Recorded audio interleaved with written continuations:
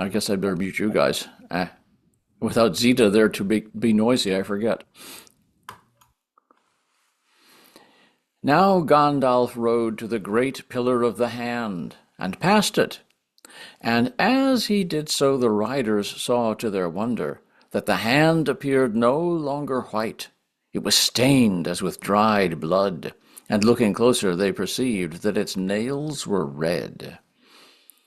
Unheeding, Gandalf rode on into the mist, and reluctantly they followed him. All about them now, as if there had been a sudden flood, wide pools of water lay beside the road, filling the hollows, and rills went trickling down among the stones. At last Gandalf halted, and beckoned to them, and they came and saw that beyond him the mists had cleared, and a pale sunlight shone. The hour of noon had passed. They were come to the doors of Isengard.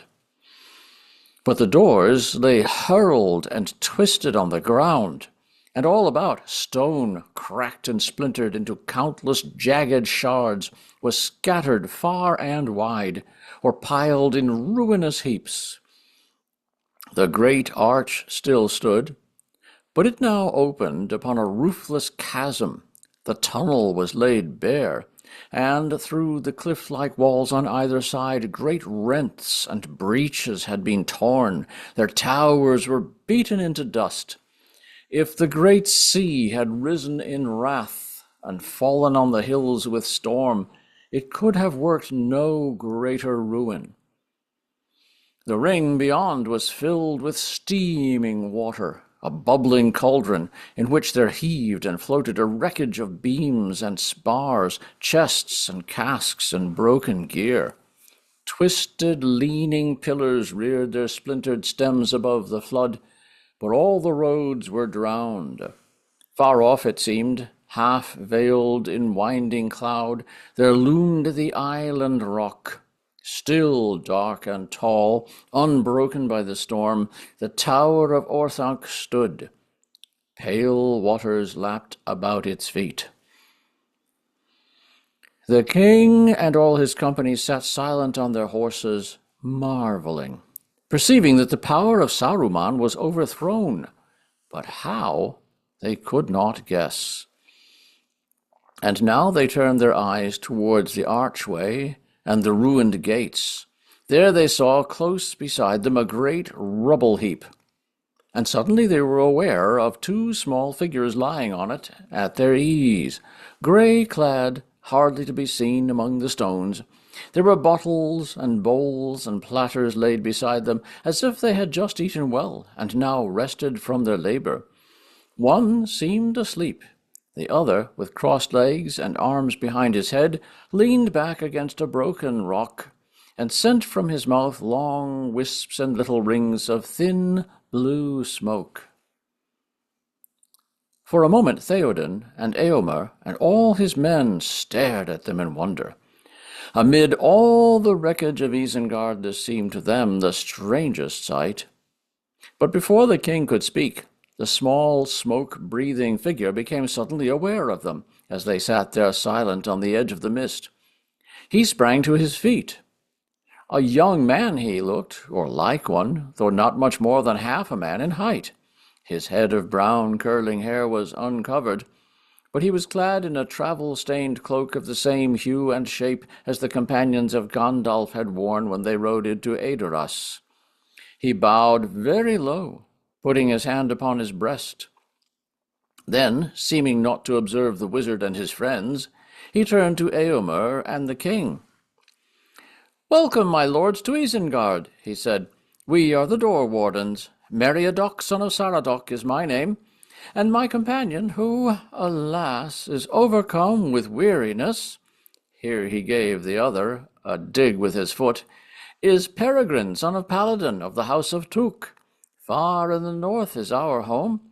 The Lord Saruman is within, but at the moment he is closeted with one Worm-tongue, or doubtless he would be here to welcome such honourable guests." "Doubtless he would," laughed Gandalf. "And was it Saruman that ordered you to guard his damaged doors, and watch for the arrival of guests, when your attention could be spared from plate and bottle?" No, good sir, the matter escaped him, answered Merry gravely. He has been much occupied. Our orders came from Treebeard, who has taken over the management of Isengard.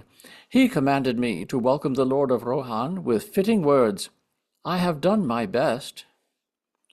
What about your companions? What about Legolas and me? Cried Gimli, unable to contain himself longer. You rascals, you woolly-footed and wool-pated truants, a fine hunt you have led us. 200 leagues through fen and forest, battle and death to rescue you. And here we find you feasting and idling and smoking. Smoking? Where did you come by the weed, you villains? Hammer and tongs, I am so torn between rage and joy that if I do not burst it will be a marvel. You speak for me, Gimli, laughed Legolas, though I would sooner learn how they came by the wine. One thing you have not found in your hunting, and that's brighter wits, said Pippin, opening an eye. Here you find us, sitting on a field of victory, amid the plunder of armies, and you wonder how we came by a few well-earned comforts? Well-earned, said Gimli. I cannot believe that. The riders laughed. It cannot be doubted that we witnessed the meeting of dear friends, said Theoden. So, these are the lost ones of your company, Gandalf? The days are fated to be filled with marvels. Already I have seen many since I left my house, and now here before my eyes stand yet another of the folk of legend. Are not these the halflings that some among us call the Holbeard clan? Hobbits, if you please, lord, said Pippin. Hobbits, said Theoden. Your tongue is strangely changed, but the name sounds not unfitting so. Hobbits! No report that I have heard does justice to the truth. Merry bowed, and Pippin got up and bowed low. You are gracious, lord, or I hope that I may so take your words, he said. And here is another marvel. I have wandered in many lands since I left my home, and never till now have I found people that knew any story concerning hobbits. My people came out of the north long ago, said Theoden, but I will not deceive you. We know no tales about hobbits.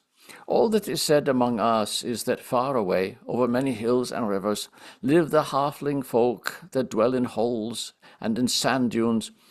But there are no legends of their deeds, for it is said that they do little and avoid the sight of men, being able to vanish in a twinkling, and they can change their voices to resemble the piping of birds. But it seems that more could be said. It could indeed, lord, said Merry. For one thing, said Theoden, I had not heard that they spouted smoke from their mouths. That is not surprising, answered Merry, for it is an art which we have not practised for more than a few generations. It was Tobald Hornblower of Longbottom in the South Farthing who first grew the true pipe weed in his gardens, around the year 1070 according to our reckoning. How old Toby came by the plant. You do not know your danger, Theoden, interrupted Gandalf. These hobbits will sit on the edge of ruin and discuss the pleasures of the table, or the small doings of their fathers, grandfathers, and great-grandfathers, and remoter cousins to the 9th degree, if you encourage them with undue patience. Some other time would be more fitting for the history of smoking. Where is Treebeard, Merry? Away on the north side, I believe. He went to get a drink of clean water. Most of the other Ents are with him, still busy at their work. Over there. Merry waved his hand toward the steaming lake, and as they looked they heard a distant rumbling and rattling, as if an avalanche was falling from the mountainside. Far away came a hoom hoom, as of horns blowing triumphantly. And is Orthanc then left unguarded? asked Gandalf. There is the water, said Merry, but Quickbeam and some others are watching it. Not all those posts and pillars in the plain are of Saruman's planting. Quickbeam, I think, is by the rock, near the foot of the stair. Yes, a tall grey Ent is there, said Legolas, but his arms are at his sides, and he stands as still as a doorpost. It is past noon, said Gandalf, and we, at any rate, have not eaten since early morning. Yet I wish to see Treebeard as soon as may be, Did he leave me no message, or has plate and bottle driven it from your mind?" "He left a message," said Mary, "and I was coming to it, but I have been hindered by many other questions. I was to say that, if the Lord of the Mark and Gandalf will ride to the northern wall, they will find Treebeard there, and he will welcome them. I may add that they will also find food of the best there. It was discovered and selected by your humble servants." He bowed. Gandalf laughed. "That is better," he said. "Well, Theoden, will you ride with me to find Treebeard? We must go round about, but it is not far. When you see Treebeard, you will learn much, for Treebeard is Fangorn, and the eldest and chief of the Ents, and when you speak with him you will hear the speech of the oldest of all living beings." "I will come with you," said Theoden. "Farewell, my hobbits. May we meet again in my house. There you shall sit beside me and tell me all that your hearts desire, the deeds of your grandsires, as far as you can reckon them, and we will speak also of Tobald the Old and his herb lore. Farewell." The hobbits bowed low. "So that is the King of Rohan," said Pippin in an undertone. "A fine old fellow, very polite." Chapter 9. Flotsam and Jetsam. Gandalf and the king's company rode away, turning eastward to make the circuit of the ruined walls of Isengard. But Aragorn, Gimli, and Legolas remained behind. Leaving Arod and Hasufel to stray in search of grass, they came and sat beside the hobbits. "Well, well, the hunt is over, and we meet again at last, where none of us ever thought to come," said Aragorn. "And now that the great ones have gone to discuss high matters," said Legolas, "the hunters can perhaps learn the answers to their own small riddles. We tracked you as far as the forest, but there are still many things that I should like to know the truth of." "And there is a great deal, too, that we want to know about you," said Merry. "We have learnt a few things through Treebeard, the old Ent, but that is not nearly enough." "All in good time," said Legolas. "We were the hunters, and you should give an account of yourselves to us first." "Or second," said Gimli. "It would go better after a meal. I have a sore head, and it is past midday. You truants might make amends by finding us some of the plunder you spoke of. Food and drink would pay off some of my score against you." "Then you shall have it," said Pippin. "Will you have it here, or in more comfort in what's left of Saruman's guard-house, over there under the arch? We had to picnic out here so as to keep an eye on the road." "Less than an eye," said Gimli, "but I will not go into any orc house, nor touch orcs' meat or anything that they have mauled." "We wouldn't ask you to," said Merry. "We have had enough of orcs ourselves to last a lifetime, but there were many other folk in Isengard. Saruman kept enough wisdom not to trust his orcs. He had men to guard his gates, some of his most faithful servants, I suppose. Anyway, they were favoured and got good provisions." "And pipeweed?" asked Gimli. "No, I don't think so," Merry laughed, "but that is another story, which can wait until after lunch." "Well, let us go and have lunch then," said the dwarf. The hobbits led the way, and they passed under the arch and came to a wide door upon the left, at the top of a stair. It opened direct into a large chamber, with other smaller doors at the far end, and a hearth and chimney at one side. The chamber was hewn out of the stone, and it must once have been dark, for its windows looked out only into the tunnel. But light came in now through the broken roof. On the hearth wood was burning. "I lit a bit of a fire," said Pippin. "It cheered us up in the fogs. There were few faggots about, and most of the wood we could find was wet. But there is a great draught in the chimney. It seems to wind away up through the roof, and fortunately it has not been blocked. A fire is handy. I will make you some toast. The bread is 3 or 4 days old, I am afraid." Aragorn and his companions sat themselves down at one end of a long table, and the hobbits disappeared through one of the inner doors. "Storeroom in there, and above the floods, luckily," said Pippin, as they came back laden with dishes, bowls, cups, knives, and food of various sorts. "And you need not turn up your nose at the provender, Master Gimli," said Merry. This is not orc stuff, but man food, as Treebeard calls it. Will you have wine or beer? There's a barrel inside there, very passable. And this is first-rate salted pork. Or I can cut you some rashers of bacon and broil them if you like. I am sorry there is no green stuff. The deliveries have been rather interrupted in the past few days. I cannot offer you anything to follow but butter and honey for your bread. Are you content? Indeed, yes, said Gimli. The score is much reduced. The three were soon busy with their meal, and the two hobbits, unabashed, set to a second time. We must keep our guests company, they said. You are full of courtesy this morning, laughed Legolas. But maybe if we had not arrived, you would already have been keeping one another company again. Maybe, and why not, said Pippin. We had foul fare with the orcs, and little enough for days before that. Seems a long while since we could eat to heart's content. It does not seem to have done you any harm, said Aragorn. Indeed, you look in the bloom of health. Aye, you do indeed, said Gimli, looking at them up and down over the top of his cup. Why, your hair is twice as thick and curly as when we parted, and I would swear that you have both grown somewhat, if that is possible for hobbits of your age. This Treebeard, at any rate, has not starved you. Indeed he has not, said Merry, but Ents only drink, and drink is not enough for content. Treebeard's draughts may be nourishing, but one feels the need of something solid, and even Lembas is none the worse for a change.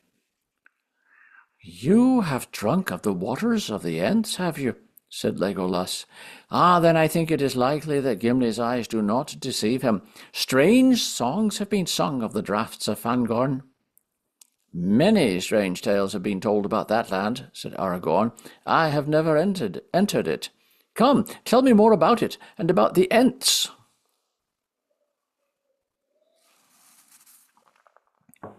Ents, said Pippin. Ents are... well... Ents are all different, for one thing. But their eyes now, their eyes are very odd. He tried a few fumbling words that trailed off into silence.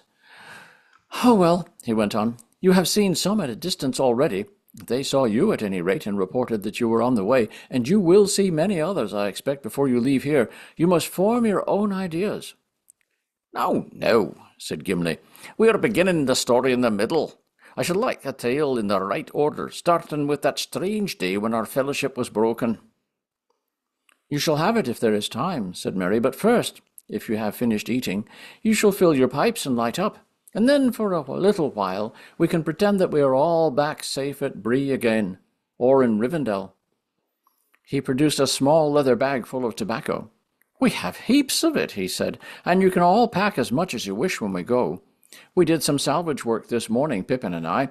There are lots of things floating about. It was Pippin who found 2 small barrels, washed up out of some cellar or storehouse, I suppose. When we opened them, we found that they were filled with this, as fine a pipeweed as you could wish for, and quite unspoilt. Gimli took some and rubbed it in his palms and sniffed it. It feels good, and it smells good, he said. It is good, said Merry. My dear Gimli, it is long-bottom leaf. There were the hornblower brand marks on the barrels, as plain as plain. How it came here, I can't imagine. For Saruman's private use, I fancy. I never knew that it went so far abroad, but it comes in handy now. It would, said Gimli, if I had a pipe to go with it. Alas, I lost mine in Moria, or before. Is there no pipe in all your plunder? No, I'm afraid not, said Merry. We have not found any, not even here in the guard rooms. Saruman kept this dainty to himself, it seems, and I don't think it would be any use knocking on the doors of Orthanc to beg a pipe of him. We shall have to share pipes, as good friends must, at a pinch. Half a moment, said Pippin. Putting his hand inside the breast of his jacket, he pulled out a little soft wallet on a string. I keep a treasure or two near my skin, as precious as rings to me. Here's one. My old wooden pipe, and here's another, an unused one. I have carried it a long way, though I didn't know why. I never really expected to find any pipeweed on the journey, when my own ran out. But now it comes in useful after all. He held up a small pipe with a wide, flattened bowl, and handed it to Gimli. "Does that settle the score between us?" "Settle it!" cried Gimli. "Most noble hobbit, it leaves me deep in your debt." "Well, I am going back into the open air to see what the wind and sky are doing," said Legolas. "We will come with you," said Aragorn. They went out and seated themselves upon the piled stones before the gateway. They could see far down into the valley now. The mists were lifting and floating away upon the breeze. "Now let us take our ease here for a little," said Aragorn. "We will sit on the edge of ruin and talk, as Gandalf says, while he is busy elsewhere. I feel a weariness such as I have seldom felt before." He wrapped his grey cloak about him, hiding his mail shirt, and stretched out his long legs. Then he lay back and sent from his lips a thin stream of smoke. "Look," said Pippin, "Strider the Ranger has come back." "He has never been away," said Aragorn. "I am Strider and Dunedain too, and I belong both to Gondor and the North." I'm going to sit down next. Momentino, eh?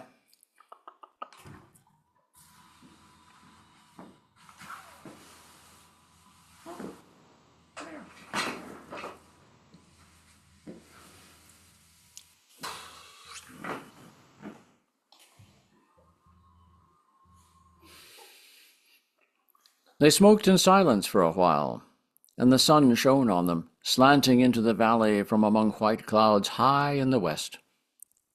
Legolas lay still, looking up at the sun and sky with steady eyes and singing softly to himself. At last he sat up. "Come now," he said, "time wears on, and the mists are blowing away, or would if you strange folk did not wreathe yourselves in smoke. What of the tale?" "Well, my tale begins with waking up in the dark and finding myself all strung up in an orc camp," said Pippin. "Let me see, what is it today?" "The 5th of March in the Shire reckoning," said Aragorn. Pippin made some calculations on his fingers. "Only 9 days ago," he said. "It seems a year since we were caught. Well, though half of it was like a bad dream, I reckon that 3 very horrible days followed. Mary will correct me if I forget anything important. I am not going into the details, the whips and the filth and the stench and all that. It does not bear remembering." With that he plunged into an account of Boromir's last fight and the orc march from Emyn Muil to the forest. The others nodded, as if the various points were fitted in with their guesses. "Here are some treasures you let fall," said Aragorn. "You will be glad to have them back." He loosened from his belt, under his cloak, and took from it the 2 sheathed knives. "Well," said Merry, "I never expected to see those again. I marked a few orcs with mine, but Ugluk took them from us. How he glared! At first I thought he was going to stab me, but he threw the things away as if they burned him." "And here also is your brooch, Pippin," said Aragorn. "I have kept it safe, for it is a very precious thing." "I know," said Pippin. "It was a wrench to let it go, but what else could I do?" "Nothing else," answered Aragorn. "One who cannot cast away a treasure at need is indeed in fetters. You did rightly." "The cutting of the bands on your wrists, that was smart work," said Gimli. "Luck served you there, but you seized your chance with both hands, one might say." "And set us a pretty riddle," said Legolas. "I wondered if you had grown wings." "Unfortunately not," said Pippin, "but you did not know about Grishnach." He shuddered and said no more, leaving Merry to tell of those last horrible moments, the pawing hands, the hot breath, and the dreadful strength of Grishnach's hairy arms. "All this about the orcs of Barad-dûr Lugburs, as they call it, makes me uneasy," said Aragorn.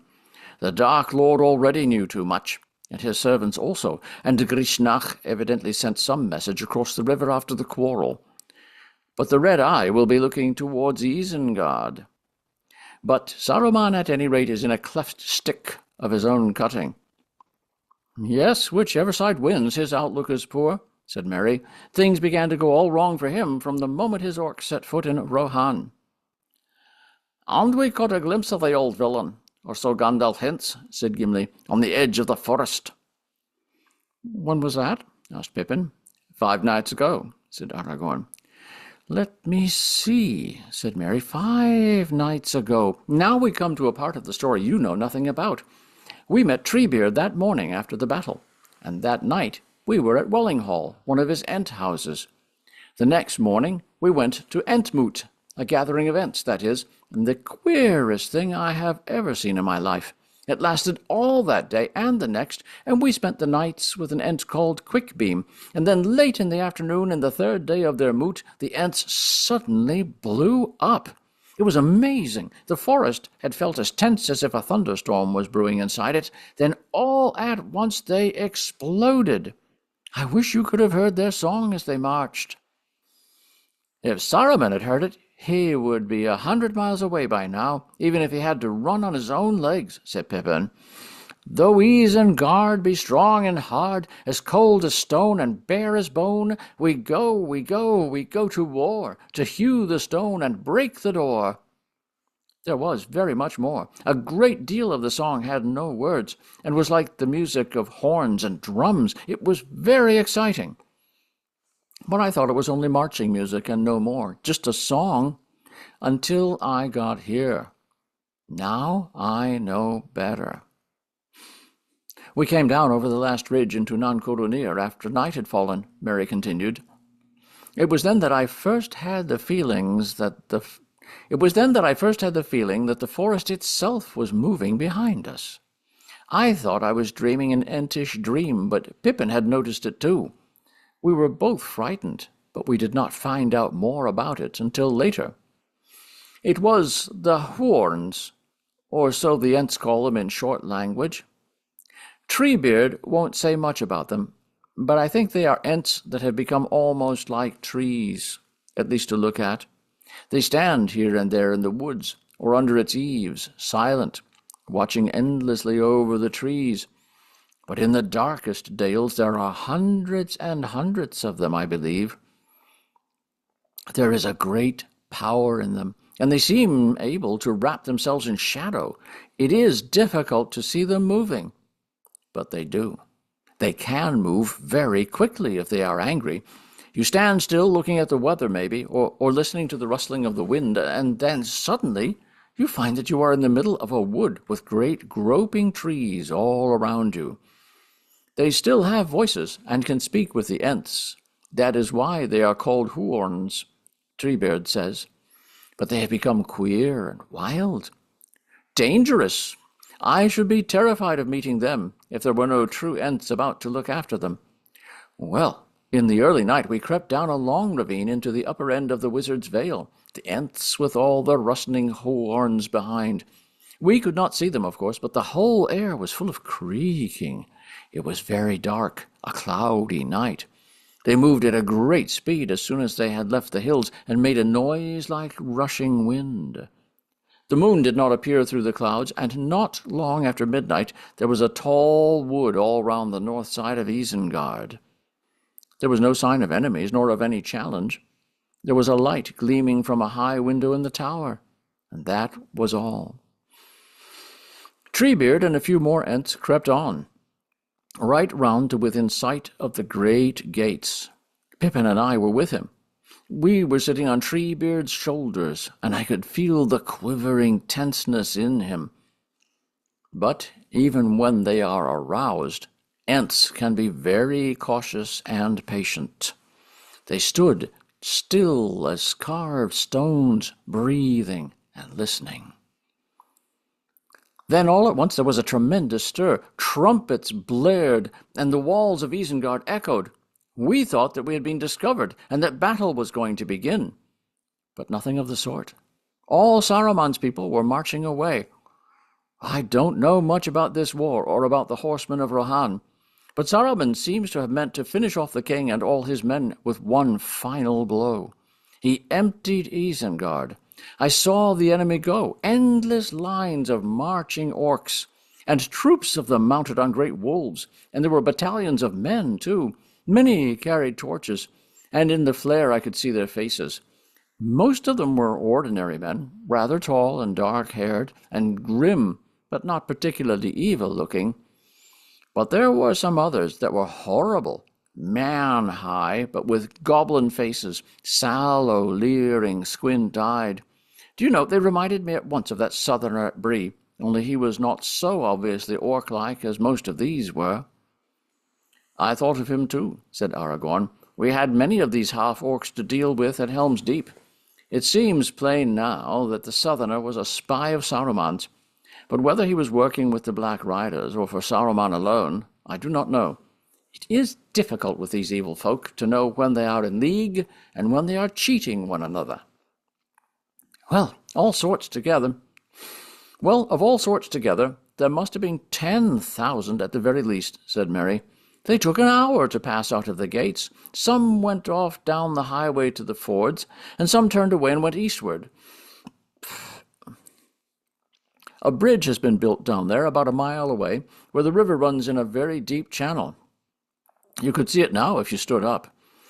They were all singing with harsh voices and laughing, making a hideous din. I thought things looked very black for Rohan. But Treebeard did not move. He said, My business is with Isengard tonight, with rock and stone. But though I could not see what was happening in the dark, I believed that Huorns began to move south as soon as the gates were shut again. Their business was with the orcs, I think. They were far down the valley in the morning, or at any rate there was a shadow there that one couldn't see through. As soon as Saruman had sent off his army, our turn came. Treebeard put us down and went up to the gates and began hammering on the doors and calling for Saruman. There was no answer except arrows and stones from the walls. But arrows are no use against Ents. They hurt them, of course, and infuriate them, like stinging flies. But an Ent can be stuck as full of orc arrows as a pincushion and take no serious harm. They cannot be poisoned, for one thing, and their skin seems to be very thick and tougher than bark. It takes a very heavy axe stroke to wound them seriously. They don't like axes. But there would have to be a great many axemen to one Ent. A man that hacks once at an Ent never gets a chance of a second blow. A punch from an Ent fist crumples up iron like thin tin. When Treebeard had got a few arrows in him, he began to warm up, to get positively hasty, as he would say. He let out a great whoom, om, and a dozen more Ents came striding up. An angry Ent is terrifying. Their fingers and their toes just freeze onto rock, and they tear it up like bread crust. It was like watching the work of a great tree roots in 100 years all packed into a few moments. They pushed, pulled, tore, shook, and hammered, and clang, bang, crash, crack. In 5 minutes they had these huge gates just lying in ruin, and some were already beginning to eat into the walls like rabbits in a sandpit. I don't know what Saruman thought was happening, but anyway he did not know how to deal with it. His wizardry may have been falling off lately, of course. But anyway, I think he has not much grit, not much plain courage alone in a tight place without a lot of slaves and machines and things, if you know what I mean. Very different from old Gandalf. I wonder if his fame was not all along mainly due to his cleverness in settling at Isengard. No, said Aragorn. Once he was as great as his fame made him. His knowledge was deep, his thought was subtle, and his hands marvelously skilled, and he had a power over the minds of others. The wise he could persuade, and the smaller folk he could daunt. That power he certainly still keeps. There are not many in Middle-earth that I should say were safe, if they were left alone to talk with him, even now when he has suffered a defeat. Gandalf, Elrond, and Galadriel, perhaps, now that his wickedness has been laid bare, but very few others. The Ents are safe, said Pippin. He seems at one time to have got round them, but never again. And anyway, he did not understand them. And he made the great mistake of leaving them out of his calculations. He had no plan for them, and there was no time to make any, once they had set to work. As soon as our attack began, the few remaining rats in Isengard started bolting through every hole that the Ents made. The Ents let the men go, after they had questioned them, 2 or 3 dozen only down at this end. "I don't think many orc folk of any size escaped. Not from the Huorns. There was a wood full of them all round Isengard by that time, as well as those that had gone down the valley. Well, when the Ents had reduced a large part of the southern walls to rubbish, and what was left of his people had bolted and deserted him, Saruman fled in a panic. He seems to have been at the gates when we arrived. I expect he came to watch his splendid army march out. When the Ents broke their way in, he left in a hurry. They did not spot him at first, but the night had opened out, and there was a great light of stars, quite enough for an Ent to see by, and suddenly Quickbeam gave a cry. "The tree killer! The tree killer!" Quickbeam is a gentle creature, but he hates Saruman all the more fiercely for that. His people suffered cruelly from orc axes. He leaped down from the path from the inner gate, and he can move like the wind when he is roused. There was a pale figure hurrying away in and out of the shadows of the pillars, and it had nearly reached the stairs to the tower door. But it was a near thing. Quickbeam was so hot after him that he was within a step or two of being caught and strangled when he slipped in through the door. When Saruman was safe back in Orthanc, it was not long before he set some of his precious machinery to work. By that time there were many Ents inside Isengard. Some had followed Quickbeam, and others had burst in from the north and east. They were roaming about and doing a great deal of damage. Suddenly up came fires and foul fumes. The vents and shafts all over the plain began to spout and belch. Several of the Ents got scorched and blistered. One of them, Beachbone, I think he was called, a very tall, handsome Ent, got caught in a spray of some liquid fire and burned like a torch. A horrible sight. That sent them mad. I thought that they had been really roused before, but I was wrong. I saw what it was like at last. It was staggering. They roared and boomed and trumpeted until stones began to crack and fall at the mere noise of them. Mary and I lay on the ground and stuffed our cloaks into our ears. Round and round the rock of Orthanc the Ents went striding, storming like a howling gale, breaking pillars, hurling avalanches of boulders down the shafts, tossing up huge slabs of stone into the air like leaves. The tower was in the middle of a spinning whirlwind. I saw iron posts and blocks of masonry go rocketing up hundreds of feet and smash against the windows of Orthanc. But Treebeard kept his head. He had not any burns, luckily. He did not want his folk to hurt themselves in their fury, and he did not want Saruman to escape out of some hole in the confusion. Many of the Ents were hurling themselves against the Orthanc rock, but that defeated them. It is very smooth and hard. Some wizardry is in it, perhaps, older and stronger than Saruman's. Anyway, they could not get a grip on it or make a crack in it, and they were bruising and wounding themselves against it. Here I will share you a picture, because this is, you want to see this. Are you ready?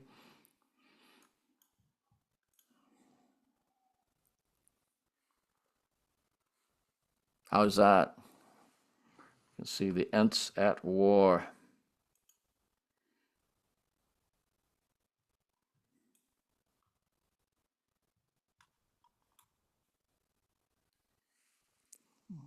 Awesome.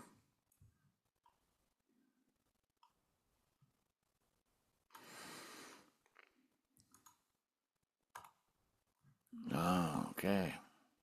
Well, let me reshare the other page. Bink. Share.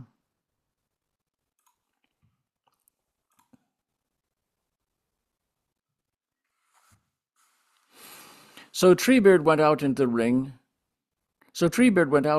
ring and shouted. His enormous voice rose above all the din. There was a dead silence suddenly. In it we heard a shrill laugh from a high window in the tower. That had a queer effect on the Ents. They had been boiling over. Now they became cold, grim as ice, and quiet. They left the plain and gathered round Treebeard, standing quite still. He spoke to them for a little in their own language. I think he was telling them of a plan he had made in his old head long before. Then they just faded silently away in the grey light. Day was dawning by that time. They set a watch on the tower, I believe, but the watchers were so well hidden in shadows and kept so still that I could not see them. The others went away north. All that day they were busy, out of sight. Most of the time we were left alone. It was a dreary day, and we wandered about a bit, though we kept out of the view of the windows of Orthanc as much as we could. They stared at us so threateningly. A good deal of the time we spent looking for something to eat, and also we sat and talked, wondering what was happening away south in Rohan, and what had become of all the rest of our company. Every now and then we could hear in the distance the rattle and fall of stone, and the thudding noises echoing in the hills. In the afternoon we walked round the circle, and went to have a look at what was going on. There was a great shadowy wood of horns at the head of the valley, and another round the northern wall. We did not dare go in. But there was a rending, tearing noise of work going on inside. Ents and horns were digging great pits and trenches, and making great pools and dams, gathering all the waters of the Eason and every other spring and stream that they could find. We left them to it. At dusk, Treebeard came back to the gate. He was humming and booming to himself, and he seemed pleased. He stood and stretched his great arms and legs and breathed deep. I asked him if he was tired. "Tired," he said. "Tired? Well, no, not tired, but stiff. I need a good draught of Entwash. We have worked hard. We have done more stone cracking and earth gnawing today than we have done in many a long year. But it is nearly finished. When night falls, do not linger near this gate or in the old tunnel. Water may come through, and it will be foul water for a while, until all the filth of Saruman is washed away. Then Eason can run clean again." He began to pull down a bit more of the walls, in a leisurely sort of way, just to amuse himself. We were just wondering where it would be safe to lie and get some sleep, when the most amazing thing of all happened. There was the sound of a rider coming swiftly up the road. Mary and I lay quiet, and Treebeard hid himself in the shadows under the arch. Suddenly a great horse came striding up like a flash of silver. It was already dark, but I could see the rider's face clearly. It seemed to shine, and all his clothes were white. I just sat up, staring, with my mouth open. I tried to call out and couldn't. There was no need. He halted just by us, and looked down at us. "Gandalf," I said at last, but my voice was only a whisper. "Did he say, 'Hullo, Pippin, this is a pleasant surprise'? No, indeed. He said, 'Get up, you tomfool of a Took. Where in the name of wonder and all this ruin is Treebeard? I want him, quick.'" Treebeard heard his voice and came out of the shadows at once, and that was a strange meeting. I was surprised because neither of them seemed surprised at all.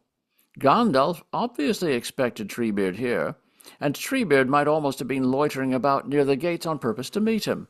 Yet we had told the old ent all about Moria, and then I remembered a queer look he gave us at the time. I can only suppose that he had seen Gandalf or had some news of him, but would not say anything in a hurry. Don't be hasty is his motto, but nobody, not even elves, will say much about Gandalf's movements when he is not there. Gandalf," said Treebeard, "I am glad you have come. Wood and water, stock and stone I can master, but there is a wizard to manage here." "Treebeard," said Gandalf, "I need your help. You have done much, but I need more. I have about 10,000 orcs to manage." Then those two went off and had a council together in some corner. It must have seemed very hasty to Treebeard, for Gandalf was in a tremendous hurry, and was already talking at a great pace before they passed out of hearing. They were only away a matter of minutes, perhaps a quarter of an hour. Then Gandalf came back to us, and he seemed relieved. almost merry. He did say he was glad to see us then.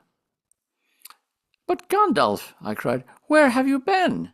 And have you seen the others?" "Wherever I have been, I am back," he answered in the genuine Gandalf manner. "Yes, I have seen some of the others, but news must wait. This is a perilous night, and I must ride fast. But the dawn may be brighter, and if so, we shall meet again. Take care of yourselves, and keep away from Orthanc. Goodbye." Treebeard was very thoughtful after Gandalf had gone. He had evidently learnt a lot in a short time, and was digesting it. He looked at us and said, Well, I find you are not such hasty folk as I thought. You said much less than you might, and no more than you should. This is a bundle of news, and no mistake. Well now, Treebeard must get busy again." Before he went, we got a little news out of him, and it did not cheer us up at all. But for the moment we thought more about you three than about Frodo and Sam, or about poor Boromir. For we gathered that there was a great battle going on, or soon would be, and that you were in it and might never come out of it. "Huorns will help," said Treebeard. Then he went away, and we did not see him again until this morning. It was deep night. We lay on top of a pile of stone and could see nothing beyond it.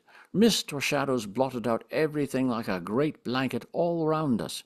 The air seemed hot and heavy, and it was full of rustlings, creakings, and a murmur like voices passing. I think that hundreds more of the Huorns must have been passing by to help in the battle. Later there was a great rumble of thunder far away, and flashes of lightning far away across Rohan. Every now and then we could see mountain peaks, miles and miles away, stab out suddenly black and white, and then vanish. And behind us there were noises like thunder in hills, but different. At times the whole valley echoed.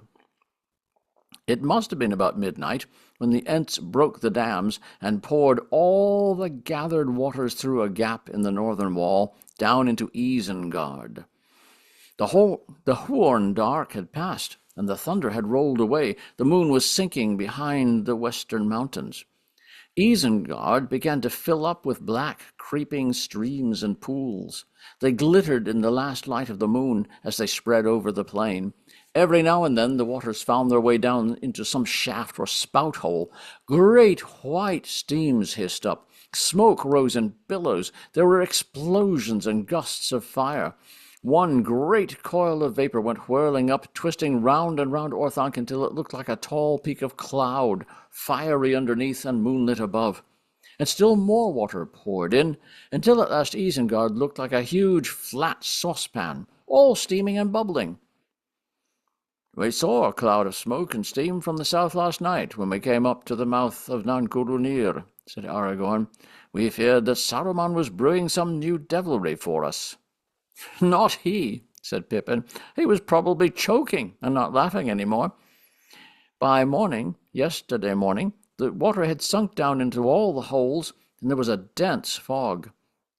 We took refuge in that guard room over there, and we had rather a fright.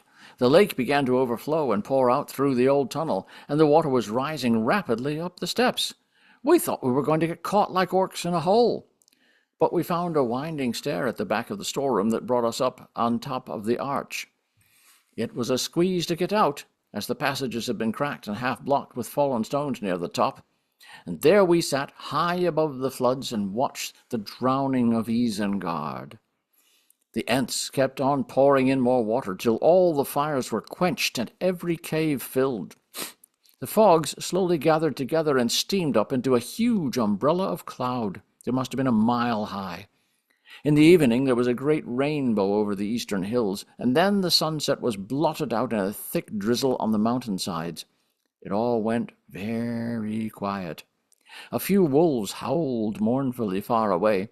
The Ents stopped the inflow in the night and sent the Isen back into its old course, and that was the end of it all. Since then the water has been sinking again. There must be outlets somewhere from the caves underneath, I think. If Saruman peeps out of any of his windows, it must look an untidy, dreary mess. We felt very lonely, not even a visible Ent to talk to in all the ruin, and no news.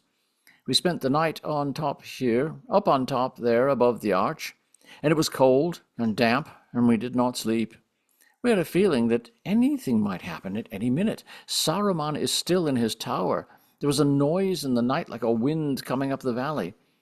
I think the Ents and Horns that had been away came back then, but where they have all gone to now, I don't know. It was a misty, moisty morning when we climbed down and looked round again, and nobody was about. And that is about all there is to tell.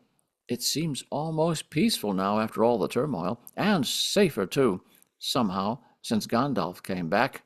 I could sleep.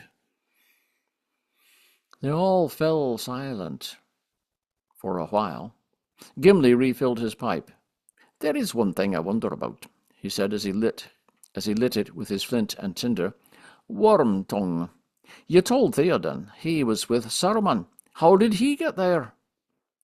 "Oh, yes, I forgot about him," said Pippin. "He did not get here till this morning. We had just lit the fire and had some breakfast when Treebeard appeared again. We heard him humming and calling our names outside." "I have just come round to see how you are faring, my lads," he said, "and to give you some news. Horns have come back. All's well. Aye, very well indeed." He laughed and slapped his thighs. "No more orcs in Isengard. No more axes. And there will be folk coming up from the south before the day is old, some that you may be glad to see." He had hardly said that when we heard the sound of hoofs on the road. We rushed out before the gates, and I stood and stared, half expecting to see Strider and Gandalf come riding up at the head of an army.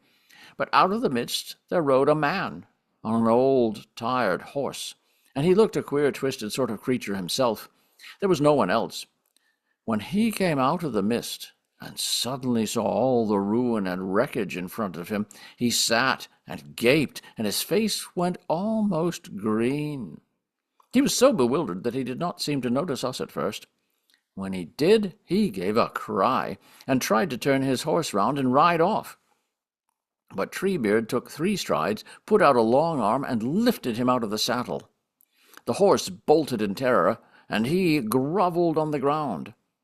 He said he was Grima, friend and counsellor of the king, and had been sent with important messages from Theoden to Saruman.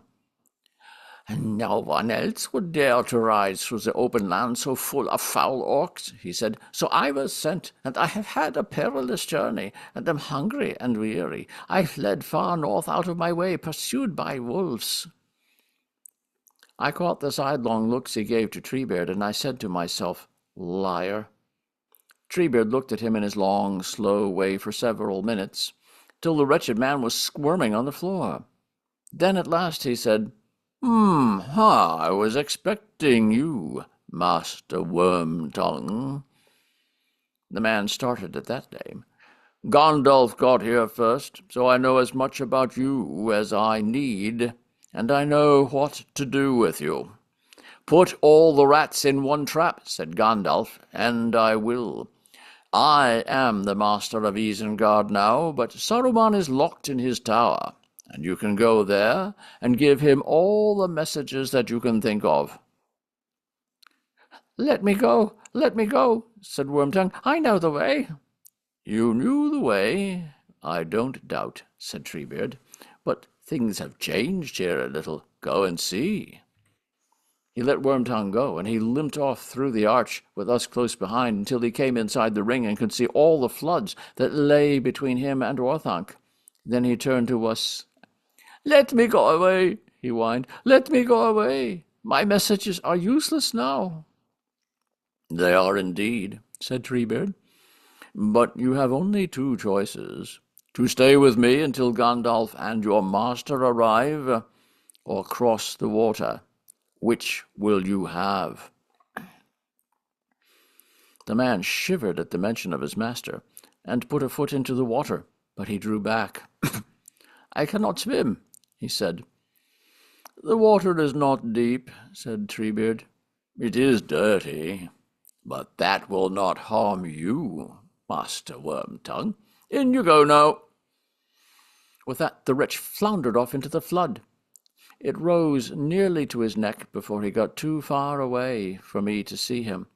The last I saw of him was clinging to some old barrel or piece of wood, but Treebeard waded after him and watched his progress. "Well, he has gone in," he said, when he returned. "I saw him crawling up the steps like a draggled rat. There is someone in the tower still. A hand came out and pulled him in. So there he is, and I hope the welcome is to his liking. Now I must go and wash myself clean of the slime.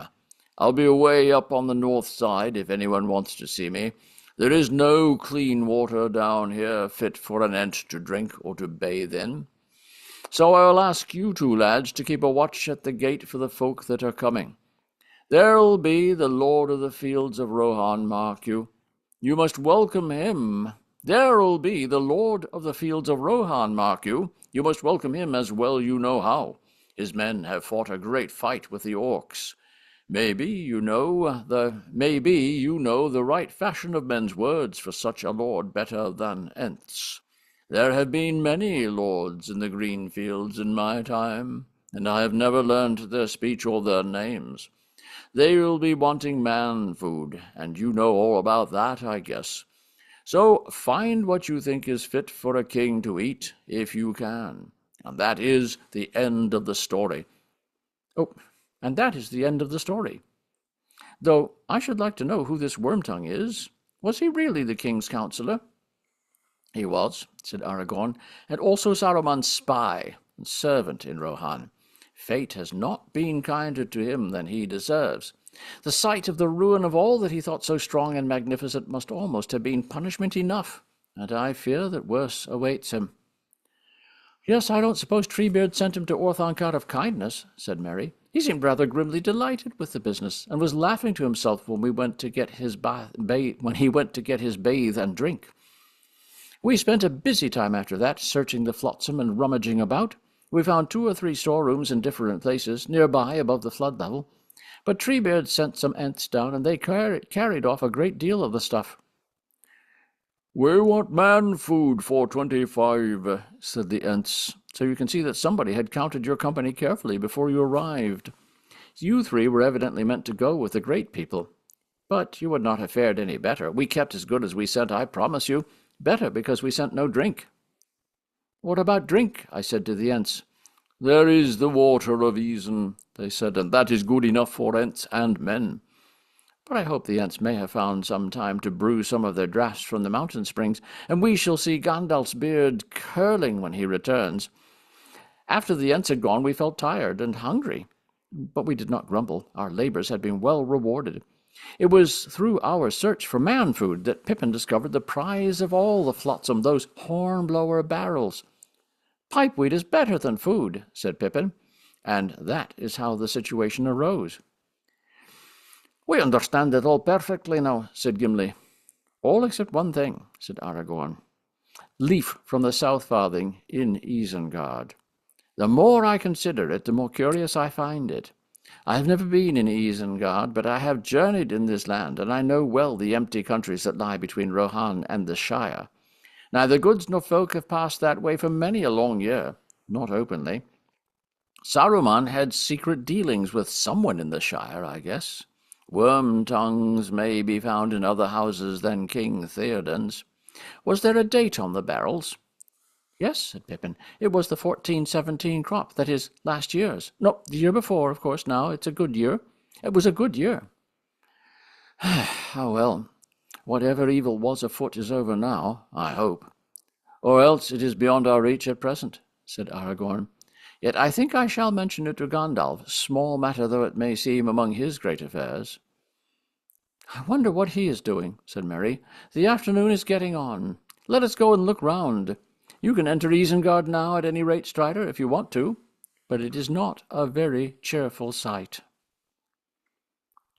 That seems like the perfect place to stop. And so we shall stop in the name of love. Boop. Stop in the